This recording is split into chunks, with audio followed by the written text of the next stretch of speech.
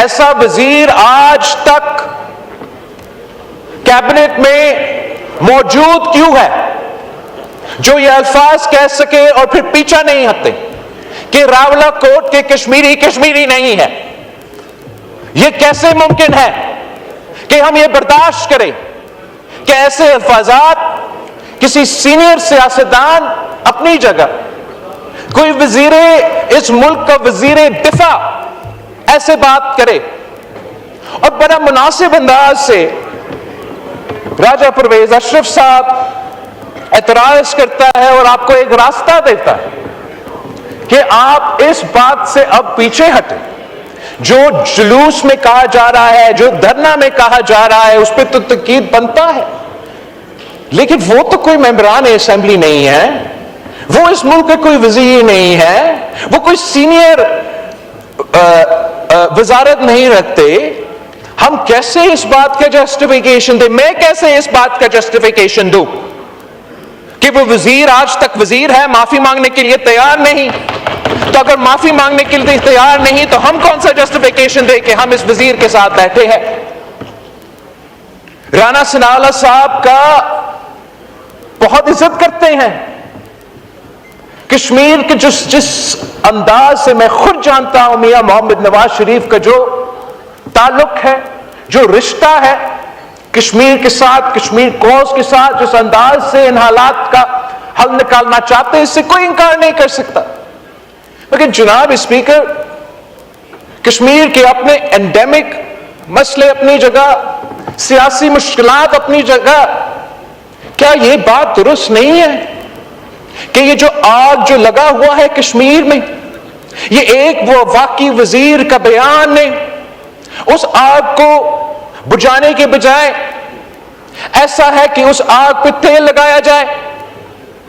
کیا یہ بات درست نہیں ہے کہ ایک واقعی وزیر نے یہ بات کہا تھا کہ ہم اسی کشمیر کے الیکشنز کا ذکر کرتے ہوئے کہ ہم اپنے جیب میں 12 سیٹیں لے کر آتے ہیں؟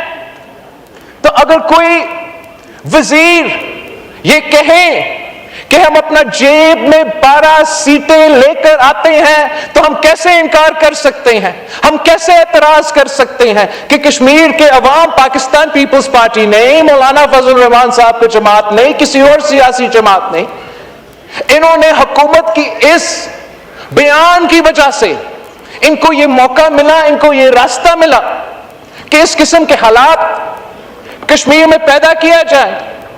آج اگر مولانا فضل الرحمان صاحب نے یہ قدم اٹھایا ہے، مولانا فضل الرحمان صاحب یہ ذمہ داری لینے کے لیے تیار ہے کہ حکومت کی اپنی نااہلی کی وجہ سے، اور یہ حکومت نہ صرف وفاقی حکومت ہمارا اٹھایا ہوئے ہوں گے، آزاد کشمیر میں جو 6-5 مہینے کے لیے پیپلز پارٹی کی حکومت ہے، وہ آپ ہماری بھی ذمہ دار کی طرح دیش میں، لیکن اگر آج آگ بجھانے کے وقت آ گیا ہے تو اس کے بجائے کہ حکومت وقت ایسے موقف لیں، ایسا پوزیشن سے لے جس سے سیاسی راستہ نکالنے میں مشکلات پیدا ہو، میرا تجویز یہ ہوگا آپ کا اتحادی ہونے کی صورت کہ مولانا فضل الرحمان صاحب نے یہ جو پوزیشن رکھا ہے، ہم سب کو مولانا صاحب کو یہ سپیس دینا چاہیے کہ حکومت کے ساتھ، وفاقی حکومت کے ساتھ، صوبائی آزاد کشمیر حکومت کے ساتھ انگیج کر کے، اور ہاں وہ احتجاج کرنے والوں سے بھی انگیج کر کے اب اس پروسیس کو ایسے کنکلوژن پہ لے کر آئے کہ بار بار کشمیر کے عوام کو اس طریقے سے احتجاج نہ کرنا پڑے، حکومت کے لیے اور ان احتجاج کرنے والوں کے لیے ایک ایسا سیاسی راستہ اپنایا جائے جس سے کشمیر کوز کو ہم بچا سکیں اور جس سے ہم پاکستان کی ریپوٹیشن کو بچا سکتے ہیں۔ جناب اسپیکر، تمام سیاسی ایشوز سیاسی انداز میں ان کا حل نکالا جا سکتا ہے، اور میں جانتا ہوں وزیر اعظم صاحب کا یہ خواہش ہے کہ سیاسی انداز میں اپنا سیاسی مشکلات میں کمی لے کر آئے۔ مگر میرا ریکویسٹ ہے وزیر اعظم صاحب کہ وہ اپنا کیبنٹ کو کو کنٹرول کرے. وزیر اعظم صاحب must have the mandate to have the authority to control his team. اگر وزیر اعظم خود اپنا وزیر کو اپنا پالیسی سے ڈائریکٹ نہیں کر سکتا اور کوئی وزیر اپنا بات کرتا ہے, کوئی وزیر اپنا بات کرتا ہے, تو میرا خیال میں اس حکومت کے لیے, وزیر اعظم صاحب کے لیے مسائل میں کمی نہیں, مزید مشکلات پیدا کیا جائے.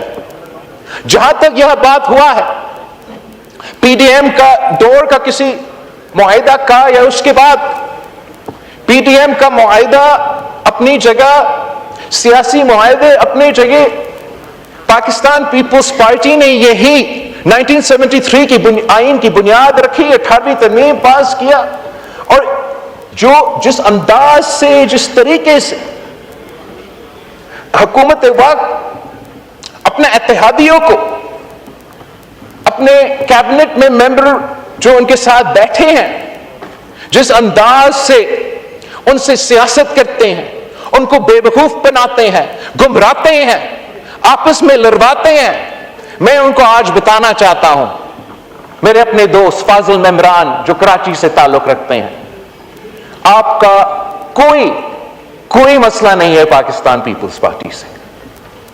آپ کے مسئلے, تمام کے تمام مسئلے, پی ڈی ایم کا جو آپ کا معاہدہ ہے, آپ کے جو عہدے ہیں, آپ کے جو وسائل ہیں, آپ کا جو سیاست ہے, یہ آپ کے اپنے کیبنٹ کولیگز آپ کے ساتھ سیاست کر رہے ہیں.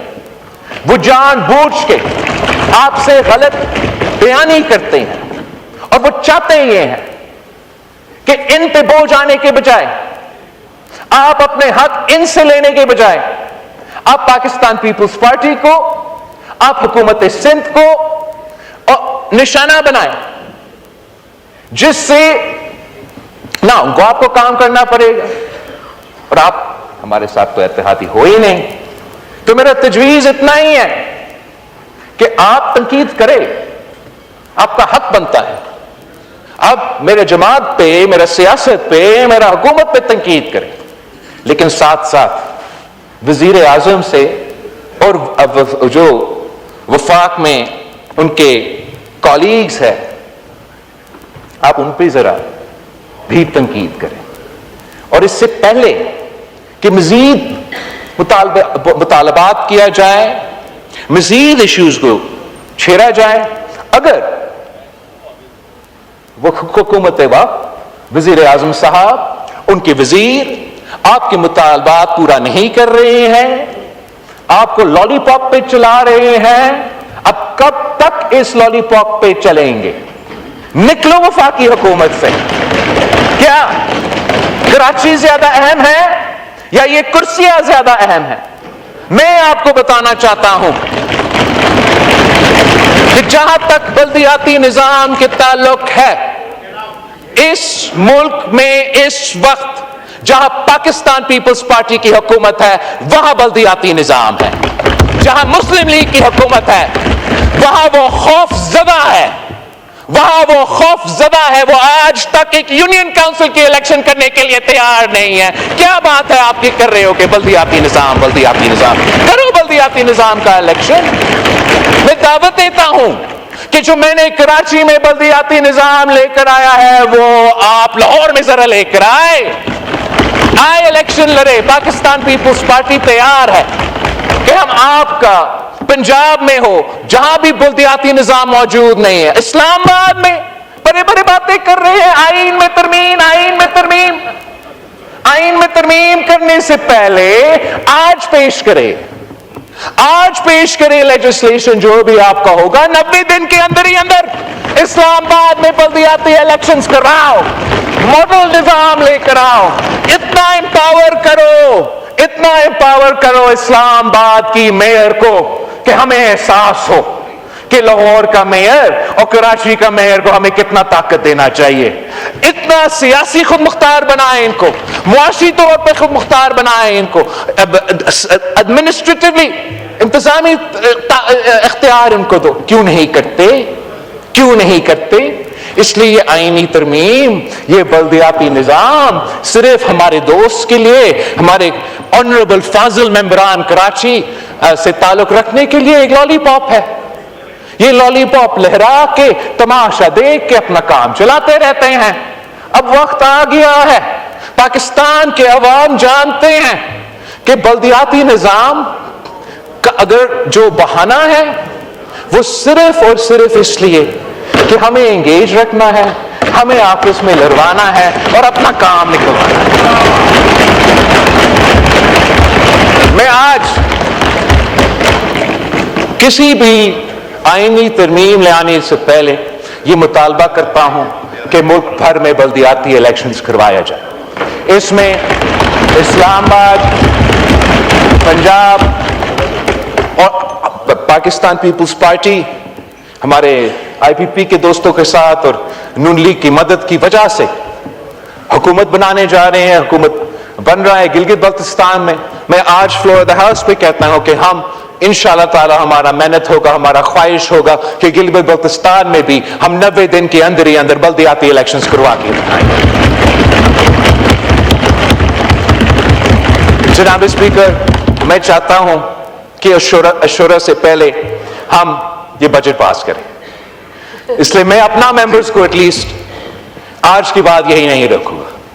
اب آپ کی مرضی ہے کہ آپ چاہتے ہیں کہ ہم ان ٹاپکس پہ یا جو اور مزید ٹاپکس ہے اس پہ ہم ڈبیٹ کریں. میں ڈبیٹ کرنے کے لیے تیار ہوں.